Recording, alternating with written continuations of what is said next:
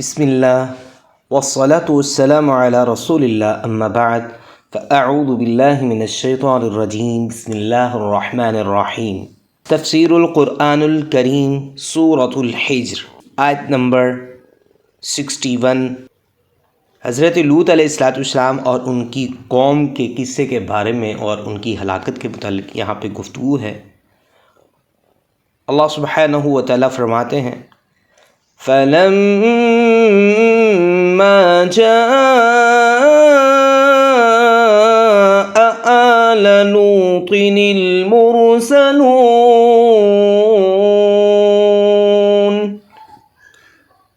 پھر جب لوط علیہ السلام کے گھر والوں کے پاس یہ بھیجے ہوئے آئے، جس طرح آپ پیچھے سے پڑھتے آ رہے ہیں، حضرت ابراہیم علیہ السلام کے پاس یہ فرشتے انسانی شکل کے اندر خوبصورت لڑکے بن کے آئے، اور پیچھے حضرت ابراہیم علیہ السلام کا قصہ گزر چکا۔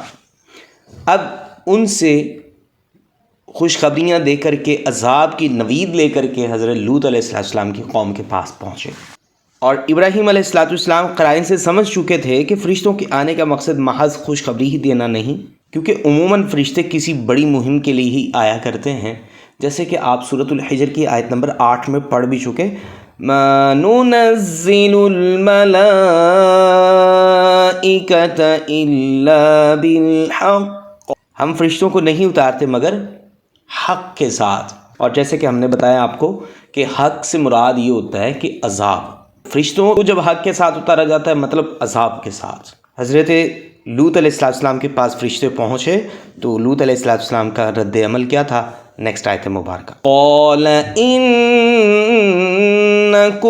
قَوْمٌ مُنْكَرُونَ،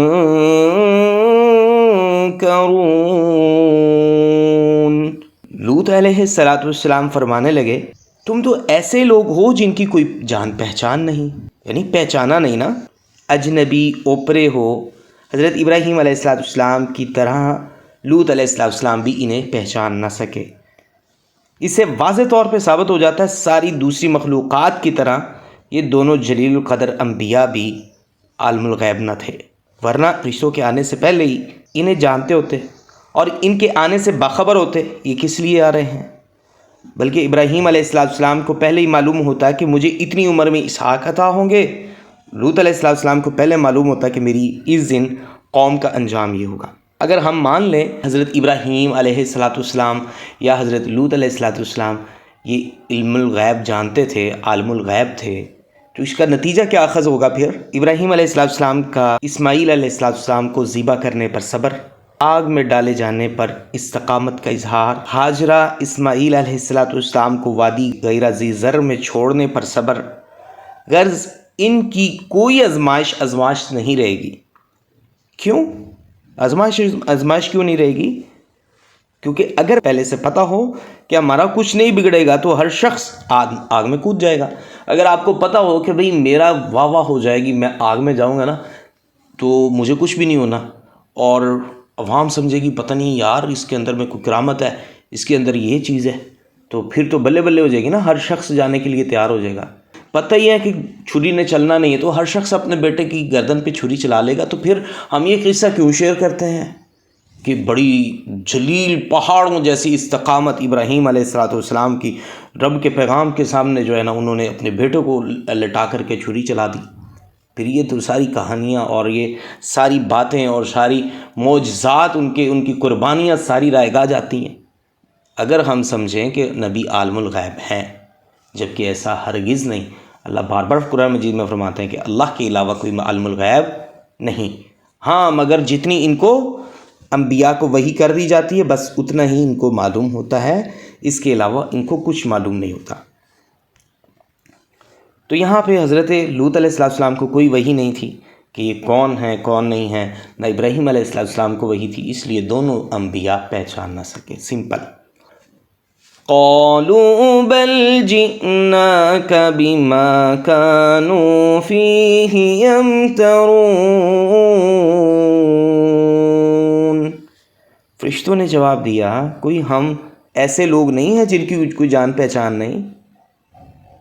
فرشتوں نے کہا بلکہ ہم تو تیرے پاس وہ چیز لے کر آئے ہیں جس میں تیری قوم شک کیا کرتی ہے، وَآتَيْنَاكَ بِالْحَقِّ وَإِنَّا لَصَادِقُونَ، ہم تیرے پاس حق لے کر آئے ہیں، یقینی طور پہ ہم سچے ہیں، اس میں کوئی شک نہیں۔ یمترون، ایسا شخص جو انسان کو ایسی بات پر جھگڑا کرنے کے لیے آمادہ کرے جس کی کچھ حقیقت نہ ہو، اس بات کی کوئی حقیقت نہیں، اس بات پر جھگڑا کرنے کو یمترون کہتے ہیں، شک کرنا کہتے ہیں، اور یہ صرف وہم گمان پر ہی مبنی ہوتا ہے۔ حضرت لوط علیہ السلام کو تسلی دینے کے لیے بات کہی فرشتوں نے کہ ہم تمہیں پریشان کرنے کے لیے نہیں آئے بلکہ وہ عذاب لے کر آئے ہیں جس عذاب کے بارے میں لوگ شک کیا کرتے اور جھگڑا کیا کرتے تھے، اور واقعی ہم سچ کہہ رہے ہیں۔ بالحق سے مراد یہاں سے معلوم ہوا فرشتے اصل میں عذاب لے کر آئے ہیں، اور جب عذاب آ جاتا ہے، یہ حق آ جاتا ہے، اللہ فرماتے ہیں وَمَا كَانُوا إِذًا مُنظَرِينَ، سورۃ الحجر آیت نمبر 8، پھر کسی کو مہلت نہیں دی جاتی۔ جب رب کی طرف سے عذاب آ جاتا ہے نا، پھر نہیں مولتے ہوتی ہیں اللہ کی طرف سے، پھر اٹل فیصلہ ہوتا ہے، پھر کسی سے ٹالا نہیں جاتا۔ آپ نے قرآن مجید ابھی تک پیچھے جتنا بھی پڑھ لیا، جتنی بھی قومیں گزر چکی پیچھے، یا جتنا بھی آپ قرآن مجید کا حصہ پڑھ چکے یا آگے پڑھنے والے ہیں، اس میں کوئی ایسی قوم کا تذکرہ نہیں ہے جس پہ عذاب آیا اور پھر اللہ سبحانہ و تعالیٰ نے عذاب سے ان کو بچا لیا، سوائے قوم یونس کے۔ حضرت یونس علیہ السلام واحد پیغمبر ہیں جن کی قوم، چونکہ وہ مچھلی والے پیغمبر جو مچھلی کے پیٹ میں چلے گئے تھے، یہ واحد پیغمبر ہے جن کی قوم کو عذاب سے بچایا گیا۔ اس کے علاوہ عذاب آ گیا، عذاب کا وقت آ گیا تو وہ پھر ہلاک ہوئی ہے، بچائی نہیں گئی۔ یہ اللہ تعالیٰ خود فرماتے ہیں سورہ یونس کے اندر، یہ میری بات نہیں۔ تو جب انہوں نے بتا دیا کہ ہم تیرے پاس حق لے کے آئے ہیں، ہم تو فرشتے ہیں، تو اب لہٰذا تجھے ایڈوائس یہ دیتے ہیں فَأَصْرِ بِأَهْلِكَ بِقِطْعٍ مِّنَ اللَّيْلِ وَاتَّبِعْ أَدْبَارَهُمْ وَلَا يَلْتَفِتْ مِنكُمْ أَحَدٌ وَامْضُوا حَيْثُ تُؤْمَرُونَ، آپ اپنے گھر والوں کو رات کے کسی حصے میں لے کر چلیے اور خود ان کے پیچھے پیچھے چلیے۔ وَاتَّبِعْ أَدْبَارَهُمْ، ان کے پیچھے پیچھے چلیے اور تم میں سے کوئی شخص بھی پیچھے مڑ کے نہ دیکھے۔ وَامْضُوا حَيْثُ تُؤْمَرُونَ، جانا کہاں ہے؟ جس جگہ جانے کا حکم ہے وہاں چلے جاؤ۔ اب یہ کہاں جانے کا حکم تھا؟ قرآن و حدیث میں کہیں معلوم نہیں ہے، نہ اللہ تعالیٰ نے بتایا ہے نہ نبی نے بتایا ہے۔ کچھ مفسرین اپنی طرف سے بتانے کی کوشش کرتے ہیں یہ ایسا ہی ہے جیسے اندھیرے میں تیر چھوڑنے کی طرح، کیونکہ اس کا قرآن و سنت میں موجود نہیں کہ کہاں حضرت لوط علیہ السلام گئے۔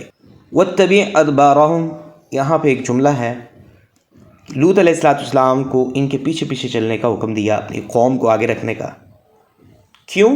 تاکہ ان کی اچھی طرح حفاظت کر سکے، کوئی پیچھے نہ رہے، سب مسلسل چلتے رہیں، ٹھہر کر آنے والوں کا انتظار نہ کرنا پڑے۔ اور محمد الرسول اللہ صلی اللہ علیہ وسلم کا بھی یہی طریقہ کار تھا۔ جب آپ سفر میں ہوتے خود پیچھے رہتے، کمزوروں کو آگے چلاتے، ان کو اپنی سواری پر بٹھاتے اور ان کے لیے دعائیں فرمایا کرتے۔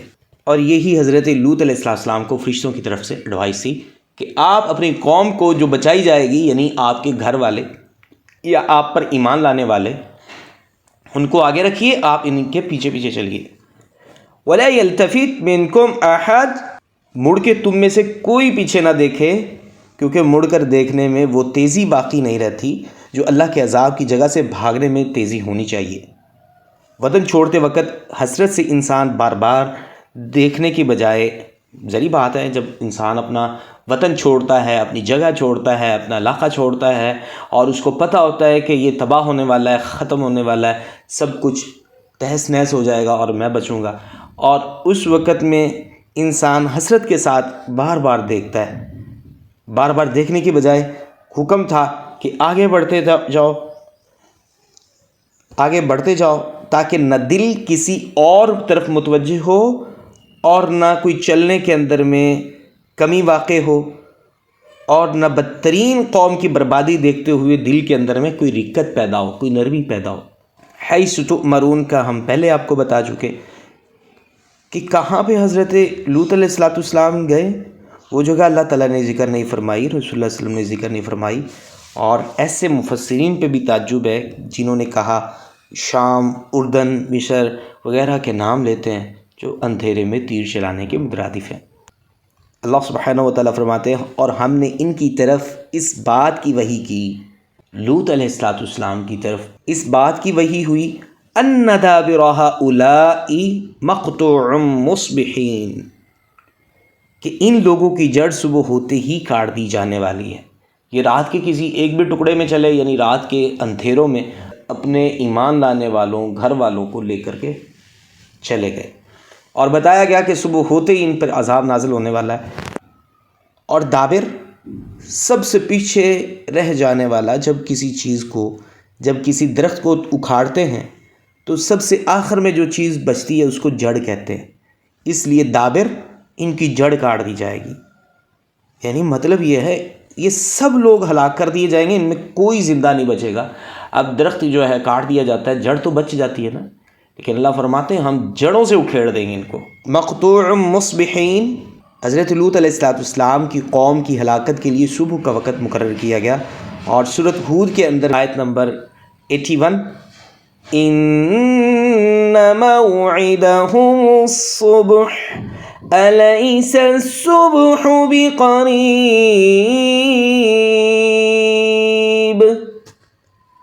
بے شک ان کے وعدے کا وقت صبح ہے. کیا صبح واقعی طور پہ قریب نہیں؟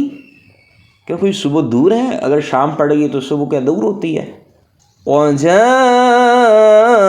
أَهْلُ الْمَدِينَةِ يَسْتَبْشِرُونَ، حضرت لوط علیہ السلام کی بستی کے رہنے والے اس حال میں آئے کہ بہت خوش ہو رہے تھے، چونکہ حضرت لوط علیہ السلام کے پاس فرشتے ایک خوبصورت حسین لڑکوں کے ساتھ میں شکل میں آئے، اور یہ ان کی طرف بڑھتے ہوئے برائی کے ارادے کے ساتھ خوشی خوشی دوڑتے ہوئے بھاگتے ہوئے آئے. المدینہ، جس لفظ کے اوپر میں الف لام آ جاتا ہے تو وہ خاص شہر مراد ہوتا ہے. یعنی المدینہ ایک ہے مدینہ، کوئی بھی شہر، لیکن جب الف لام داخل ہوا، الف لام اس کے سٹارٹنگ میں آ گیا تو اس کا مطلب ہوا یہ شہر نہیں ہے بلکہ کسی خاص شہر کے بارے میں بات ہو رہی ہے. اس لیے ہم جب کہتے ہیں نا مدینہ الرسول، اس سے مراد مدینہ طیبہ، مدینہ منورہ جو بیت اللہ کے قریب ہے، سعودی عرب کی حدود میں ہے، حجاز کے اندر موجود ہے، اس کو پھر ہم مدینہ کہتے ہیں. مدینہ عربی کے اندر میں ہر شہر کو کہتے ہیں، لیکن المدینہ کوئی خاص شہر. مدینہ الرسول، رسول اللہ صلی اللہ علیہ وسلم کا مدینہ شہر، مدینہ منورہ، مدینہ طیبہ، یہ اس شہر کے خاص نام ہے. ٹھیک ہے، تو مدینہ ہر شہر کو کہتے ہیں. المدینہ، اب یہ کون سا شہر تھا؟ تو مفسرین نے اس کا نام صدوم بتایا ہے، اور قوم لوط کا عمل کرنے والوں کی بہت ساری زبانوں میں صدومی نام سے پکاری جاتی ہے. عربی، اردو زبان میں لوطی کا جو لفظ استعمال ہوتا ہے وہ مناسب نہیں ہے حضرت لوط علیہ السلام کی مناسبت سے، اس لیے لوط علیہ السلام کی ایک طرح سے توہین ہے. اہل علم فرماتے ہیں انسان کتنا بھی نیک کیوں نہ ہو لیکن بروں کے ساتھ رہنے میں بھی اس کی بدنامی ہے. اب لوط علیہ السلام کو دیکھ لیجئے کہ اس بدبخت قوم کے پیغمبر ہونے کی وجہ سے کر کے برے فعل کی نسبت ان کے مبارک نام کی طرف کی جا رہی ہے. یستبشرون، لوط علیہ السلام کے گھر نہایت خوبصورت لڑکوں کی آنے کی خبر سن کر خوشی خوشی انتہائی تیزی کے ساتھ دوڑتے ہوئے بھاگتے ہوئے آئے، اور اس کا تذکرہ سورۃ ہود کی آیت نمبر 78 میں موجود ہے. اور بظاہر ہے کہ یہ کتنے لوگ شرم و حیا سے خالی کتنی پستی میں گر چکے تھے. اور یہ بھی آپ کو یاد رہے کہ یہ جو وجہ یہاں پہ واو یوز ہوئی ہے، واو ترتیب کے لیے نہیں بلکہ صرف واقعے کے مختلف حصوں کو ملانے کے لیے ہے.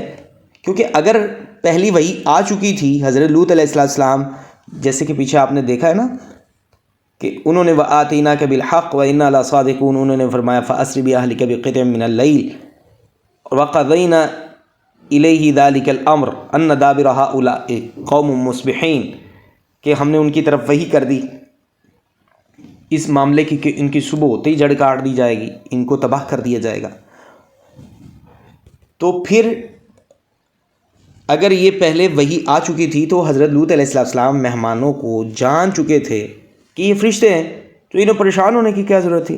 جو آگے باتیں آ رہی ہیں، پریشان ہو گئے ایک دم سے اور قوم کی منتیں کرنے لگے اور ان کو اپنی بیٹیاں پیش کی کہ بھئی یہ میری بیٹیاں ہیں، یعنی قوم کی بیٹیاں نبی کی بیٹیاں ہوتی ہیں، اور مراد ان کی اپنی بیویاں تھیں کہ بھئی تم اپنی بیویوں کے ساتھ میں یہ کام کر لو بجائے کہ میرے مہمانوں کے سامنے مجھے ذلیل کر رہے ہو۔ انبیاء علیہ السلام یہ بھی واضح ہوا کہ غیب دان نہیں، اور انہیں صرف وہی معلوم ہوتا ہے جو ان کی طرف وحی کی جاتی ہے، اور اس کا تذکرہ جو ہے مکمل جو ترتیب کے ساتھ ہے وہ سورۃ ہود جو پیچھے گزر چکی ہے اس کے اندر بالکل ترتیب کے ساتھ آیت نمبر 77 سے 81 حضرت لوط علیہ السلام کی اس پریشانی کا نقشہ اور فرشتوں کا انہیں تسلی دینا وہاں پہ ایک ڈیٹیل طریقے کے ساتھ ترتیب کے ساتھ شیئر کیا گیا ہے۔ واقعے کی ترتیب یہ ہے، اصل میں یہ قوم ایسے فعل بد کے ساتھ میں اپنے معاملات رکھتی تھی کہ عورتوں کو چھوڑ کر مردوں کے ساتھ وہ تعلق بناتی جو ایک عورت اور مرد کا نکاح کے بعد تعلق قائم ہوتا ہے، لیکن پخانے والی جگہ بے شک عورت کی ہو یا مرد کی، دونوں ہی حرام ہیں، دونوں ہی جائز نہیں۔ اللہ سبحانہ و تعالیٰ فرماتے ہیں سورۃ ہود آیت نمبر 77 میں، وَلَمَّا جَاءَتْ رُسُلُنَا لُوطًا سِيءَ بِهِمْ وَضَاقَ بِهِمْ ذَرْعًا وَقَالَ هَذَا يَوْمٌ عَصِيبٌ۔ اللہ سبحانہ و تعالیٰ نے فرمایا جب ہمارے بھیجے ہوئے لوط علیہ السلام کے پاس پہنچے تو وہ فرشتوں کے پہنچنے کی وجہ سے غم زدہ ہو گئے، ان کا دل تنگ ہوا، اور انہوں نے فرمایا حضرت لوط علیہ السلام نے کہ یہ تو بہت سخت دن ہے آج کا۔ یہاں حضرت لوط علیہ السلام کا قصہ شروع ہوتا ہے، اور کئی صورتوں کے اندر مختلف انداز میں یہ قصہ شیئر ہوا ہے، جیسے سورۃ اعراف کے اندر، سورۃ الحجر، سورۃ الشعراء، سورۃ النمل، سورۃ العنکبوت، سورۃ الصافات، زاریات اور سورۃ القمر۔ ان صورتوں کے اندر یہ قصہ موجود ہے، وہاں سے بھی آپ اس کو پڑھ سکتے ہیں۔ لوط علیہ السلام ابراہیم علیہ السلام کے آگ سے صحیح باہر آنے پر، تو ان کا یہ معجزہ دیکھ کر کے حضرت لوط علیہ السلام ابراہیم علیہ السلام پر ایمان لائے تھے، اور پھر انہوں نے ابراہیم علیہ السلام کے ساتھ مل کر شام کی طرف ہجرت کی۔ اللہ تعالیٰ نے انہیں نبوت سے سرفراز فرمایا، وادی اردن میں سدوم نامی بستی اور اس کے گرد و نواح کے لیے مبعوث فرمایا، اور یہ قوم شرک و کفر کے ساتھ ساتھ ایسے فعل بد کی مرتکب تھی جس کا ارتکاب اس دنیا میں پہلے کسی نے نہیں کیا تھا۔ یہ لوگ عورتوں کو چھوڑ کر مردوں کے ساتھ بدفعلی کے عادی تھے، اپنی مجلسوں میں کھلم کھلا برائی کرنا، ڈاکے مارنا ان کا عام رویہ تھا، اور ان کی اس بدعنوانی کا تذکرہ سورۃ العنکبوت کی آیت نمبر 29 میں موجود ہے، اور سورۃ الاعراف کی آیت نمبر 83 تک یہ تفسیر موجود ہے۔ اب وہاں سے ان کی دوسری جو قباحتیں ہیں، ان کے ڈاکے مارنا، کھلم کھلا برائیاں کرنا اور اپنی مجلسیں سجانا، وہاں پہ ان جرائم کا تذکرہ ہے۔ بِهِمْ حضرت لوط علیہ السلام ان کے آنے کی وجہ سے بہت زیادہ غمگین ہوئے۔ اس کی وجہ غم کرنے کی یہ نہیں تھی کہ مہمان نوازی میں مخل کر رہے تھے۔ نبی سے بڑھ کر فراخ دل کون اور سخی کون ہو سکتا ہے؟ نبی سے فراخ دل اور سخی کوئی نہیں ہو سکتا، بلکہ انہیں اپنی قوم کی عادت بد کا علم تھا، اور ظاہر ہے فرشتے انسانی شکل میں آئے ہوئے تھے، اور کس قدر حسین ہوں گے فرشتے جو انسانی شکل میں ہوں گے۔ لوط علیہ السلام کو معلوم نہ تھا کہ یہ فرشتے ہیں، کیونکہ غیب تو اللہ تعالیٰ جانتے ہیں، اور لوط علیہ السلام کو یہ بات نہیں بتائی گئی تھی، اس لیے ان کے دل پر جو گزری اللہ تعالیٰ نے اس کا کمال نقشہ، بہت زبردست نقشہ کھینچا اللہ سبحانہ و تعالیٰ نے، جو دل پر گزری۔ پہلے غم ہوا، اپنی بے بسی پر تنگ دل ہوئے، اور پھر جس طرح کوئی شخص کوئی الفاظ کہہ کر دل کو تسلی دیتا ہے، اس طرح یہ اپنے آپ کو تسلی دیتے ہوئے نظر آئے کہ انہوں نے فرمایا ھذا یوم عصیب، آج کا دن تو بڑا ہی دشوار گزرنے والا ہے۔ اور نیکسٹ آیت مبارکہ سورۃ ہود کی آیت نمبر 78 میں فرمایا وَجَاءَهُ قَوْمُهُ يُهْرَعُونَ إِلَيْهِ، حضرت لوط علیہ السلام کی قوم کے لوگ ان کی طرف بے اختیار دوڑتے ہوئے ان کے پاس آئے، اور یہ پہلے سے ہی ایسے برے کام کرتے تھے۔ تو لوط علیہ السلام نے فرمایا قال یا قوم هؤلاء بناتی ہن اطہر لکم، میری قوم یہ میری بیٹیاں ہیں، تمہارے لیے زیادہ پاکیزہ ہیں۔ فاتقوا اللہ ولا تخزون فی ضیفی الیس منکم رجل رشید۔ لوط علیہ السلام کے گھر ایسے حسینوں کے آنے کی خبر ملی تو ان کی طرف تیزی سے بے اختیار دوڑتے ہوئے آئے جیسے انہیں پیچھے سے کوئی دھکیل رہا ہے۔ ومن قبل کانوا یعملون السیئات، یہ پہلے سے ہی ایسے اعمال بد کرتے ہوئے آتے تھے اور یہ اپنے کام کے اوپر میں ہمیشگی کرتے تھے ایسے کاموں پہ۔ پہلے یہ برے کام کثرت سے کیا کرتے، حتیٰ کہ یہ ان کی عادت بن چکی تھی۔ کوئی آدمی شروع میں ایسا غلیظ فعل کرتا ہے تو کچھ ہچکچاتا ہے، جھجکتا ہے، مگر یہ لوگ بے اختیار تیزی سے اس لیے آئے، کثرت سے فعل بد کا ارتکاب ان کی حیا اور جھجک بالکل ختم کر چکا تھا۔ تو لوط علیہ السلام نے فرمایا قال یا قوم ہؤلاء بناتی، اے میری قوم کے لوگو یہ میری بیٹیاں ہیں، ہن اطہر لکم، یہ زیادہ پاکیزہ ہیں تمہارے لیے۔ شدت سے مہمانوں کو اپنے حوالے کرنے کا مطالبہ کرنے لگے تو لوط علیہ السلام نے مہمانوں کی عزت بچانے کے لیے اپنی تواضع کی انتہا کی کہ یہ میری بیٹیاں ہیں، تمہارے لیے بہت پاکیزہ ہیں، اللہ سے ڈرو، مجھے میرے مہمانوں میں رسوا نہ کرو۔ کیا تم میں ایک بھی بھلا انسان نہیں ہے؟ بیٹیاں پیش کرنے کی مختلف توجیہ ہیں۔ حضرت لوط علیہ السلام نے ان کو اپنی بیٹیاں پیش کی۔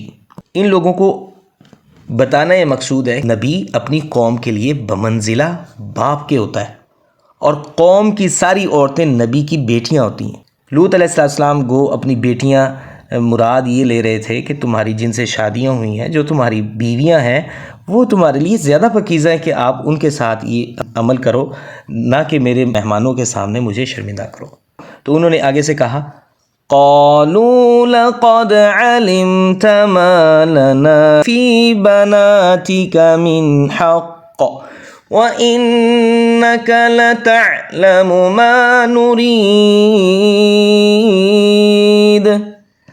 تو لوط علیہ السلام کی قوم کے لوگ کہنے لگے یقیناً تو جانتا ہے کہ تیری بیٹیوں میں ہمارا کوئی حق نہیں، بلا شبہ یقیناً تو جانتا ہے کہ ہم چاہتے کیا ہیں، ہمارا تمہاری بیٹیوں میں کوئی حق نہیں۔ گویا آنے والے مہمان مردوں سے بدفعلی ان کا پورا حق ہے۔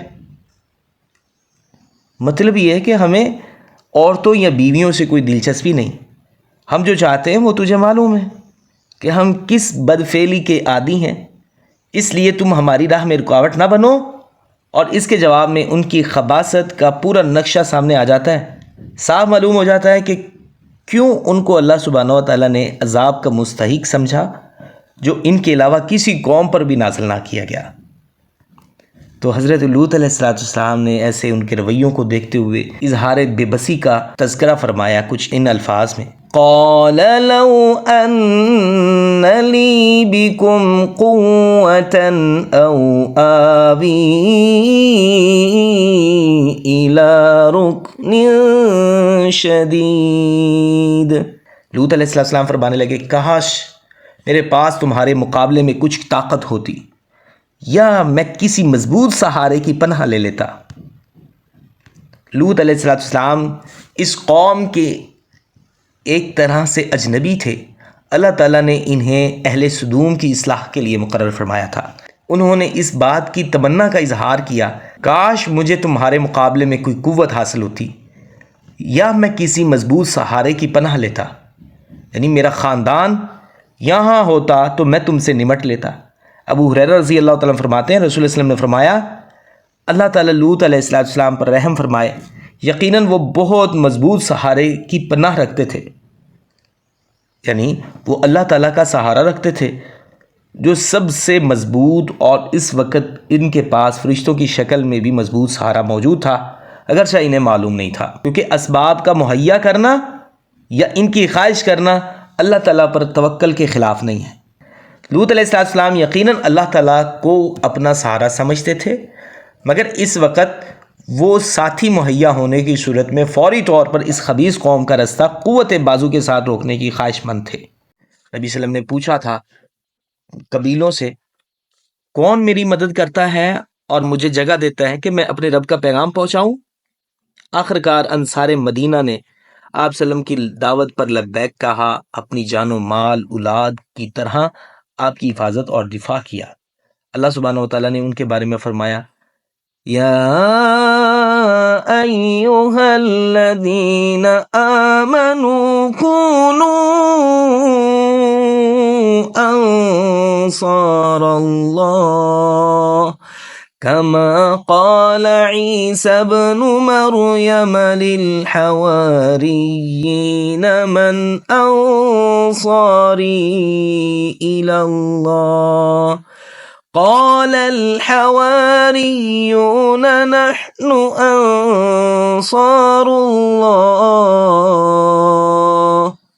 اے لوگو جو ایمان لائے ہو، اللہ کے مددگار بن جاؤ، جس طرح عیسیٰ بن مریم نے حواریوں سے کہا اللہ کی طرف سے میرے مددگار کون ہیں؟ حواریوں نے کہا ہم اللہ کے مددگار ہیں۔ اس لیے دنیاوی اسباب مہیا ہونے کی کوشش، خواہش جائز، بالکل مستحب ہے۔ قرآن مجید سورۃ الصف آیت نمبر 14 میں نے آپ کے سامنے مل رکھی۔ تو فرشتوں نے پھر آگے بڑھ کے حضرت لوط علیہ السلام کو تسلی دی کہ آپ کو گھبرانے کی ضرورت نہیں ہے۔ جب لوط علیہ السلام نے فرمایا کاش میرے پاس میں آج کوئی ایسی قوت ہوتی یا میرے پاس میں ایسا سہارا ہوتا جس کی میں پناہ پکڑ لیتا، تو فرشتوں نے آگے بڑھ کے حوصلہ دیا اور فرمایا قالوا یا لوط انا رسل ربک لئن يصلوا إليك فأسر بأهلك بقطع من الليل۔ انہوں نے فرمایا اے لوط علیہ السلام، بے شک ہم تیرے رب کے بھیجے ہوئے ہیں۔ یہاں پہ تعارف کروایا اب، جب انہوں نے ہر طرح سے بے بسی کا اور اپنی قوم کے سامنے منتیں سماجتیں کرنے کے بعد قوم نہ ٹلی اور کہا کہ لوط تم تو جانتے ہو کہ ہم کیا چاہتے ہیں، تمہاری عورتوں اور بیویوں کے اندر میں کوئی دلچسپی نہیں ہے، ہم تو فعل بد کرنے آئے ہیں۔ اس وقت بے سہارا نبی کو سہارا دیتے ہوئے اور تسلی دیتے ہوئے فرشتوں نے کہا اور تعارف کروایا کہ اے لوط، بے شک ہم تیرے رب کے بھیجے ہوئے ہیں، یہ ہرگز تجھ کو نہیں پہنچ پائیں گے، سو اپنے گھر والوں کو رات کے کسی حصے میں لے کر نکل، اور تم میں سے کوئی پیچھے مڑ کر نہ دیکھے مگر تیری بیوی۔ بے شک حقیقت یہ ہے کہ اس پر وہی مصیبت آنے والی ہے جو ان پر آئے گی، بے شک ان کے وعدے کا وقت صبح ہے، کیا صبح واقعی طور پہ قریب نہیں؟ لوط علیہ السلام کی قوم کے بدماش جب باز نہ آئے بلکہ دیواریں پھلانگ کر دروازے توڑ کر اندر آ گئے تو اللہ سبحانہ وتعالیٰ نے سب کو اندھا کر دیا، وہاں سے سب بھاگ گئے۔ سورہ قمر اس کی طرف اشارہ فرمایا وَلَقَدْ رَاوَدُوهُ عَنْ ضَيْفِهِ فَتَمَصْنَا أَعْيُنَهُمْ۔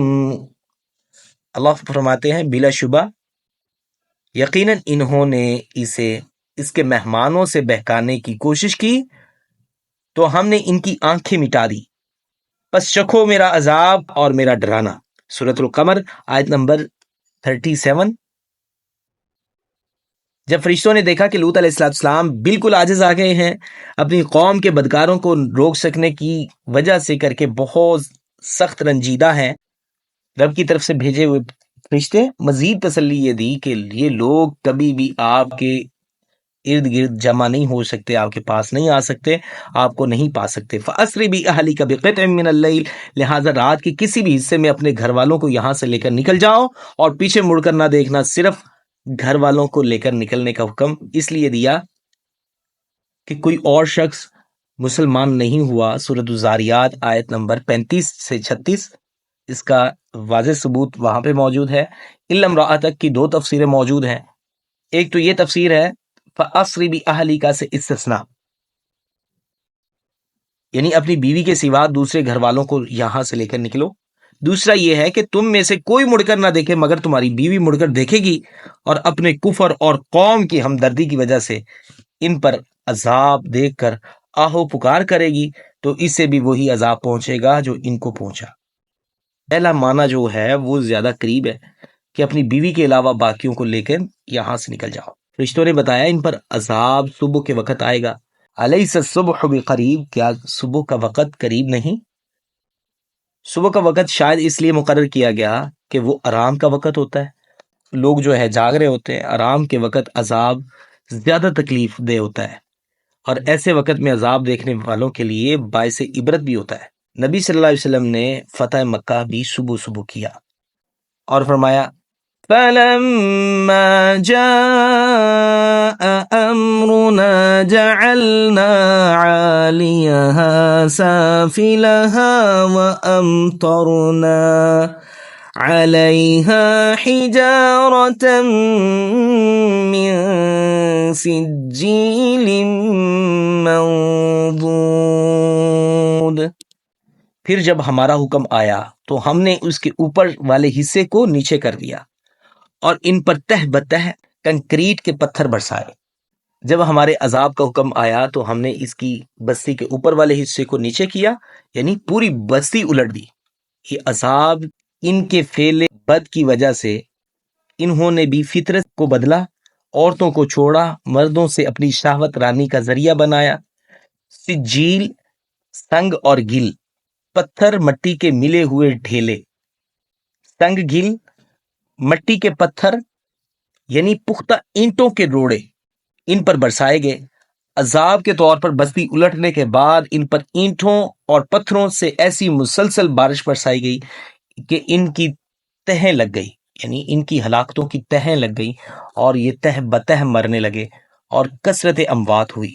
حضرت لوط علیہ السلام نے ان کو منع فرمایا اور اس بات سے روکا کہ یہ میری قوم کی بیٹیاں ہیں اور ان سے رک جاؤ، تو نہیں رکے، تو انہوں نے کہا قالوا اولم ننهك عن العالمین۔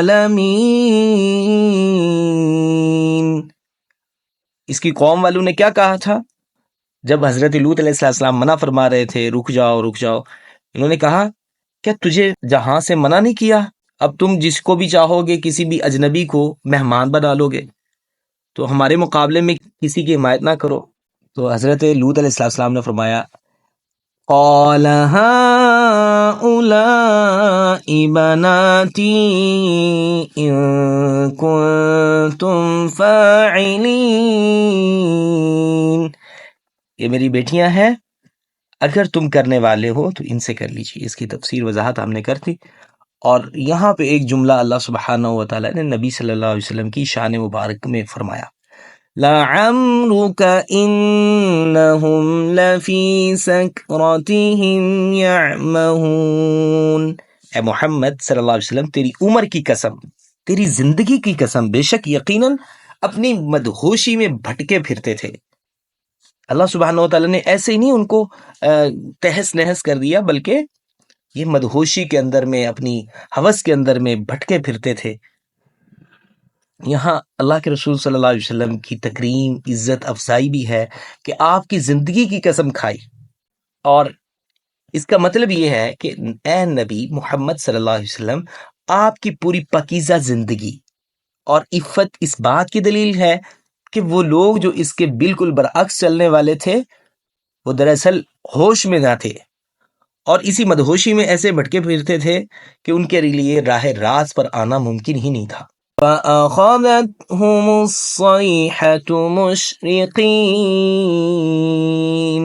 ان لوگوں کو چیخ نے روشنی ہوتے ہی پکڑ لیا.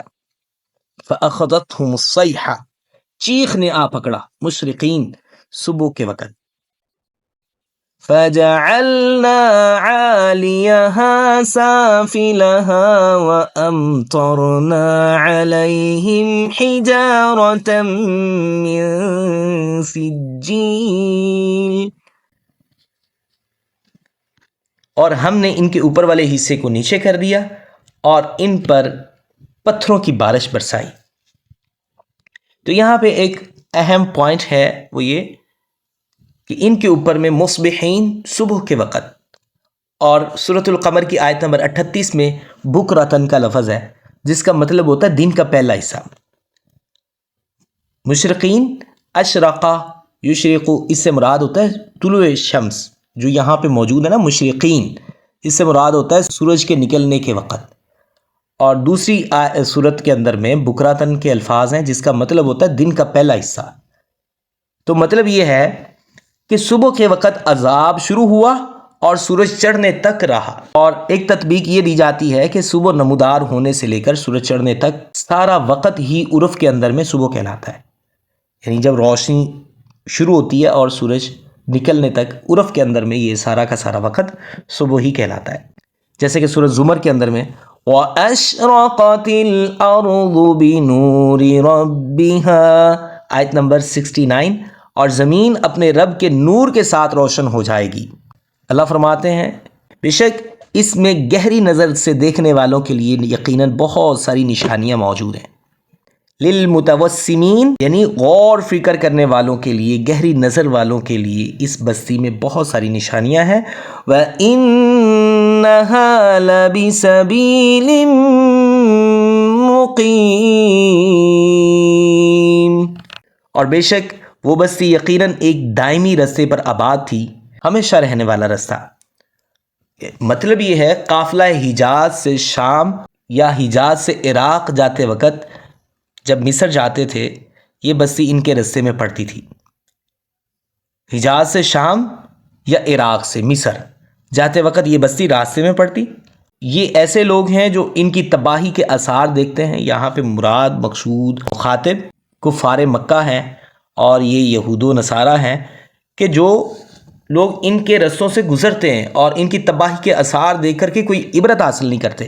وَإِنَّكُمْ لَتَمُرُّونَ عَلَيْهِمْ مُصْبِحِينَ وَبِاللَّيْلِ أَفَلَا تَعْقِلُونَ، سورۃ الصافات کے اندر میں 137 138. اور بلا شبہ یقیناً تم صبح جاتے ہو، ان پر سے گزرتے ہو، اور رات کو بھی ان سے گزرتے ہو، کیا تم سمجھتے نہیں؟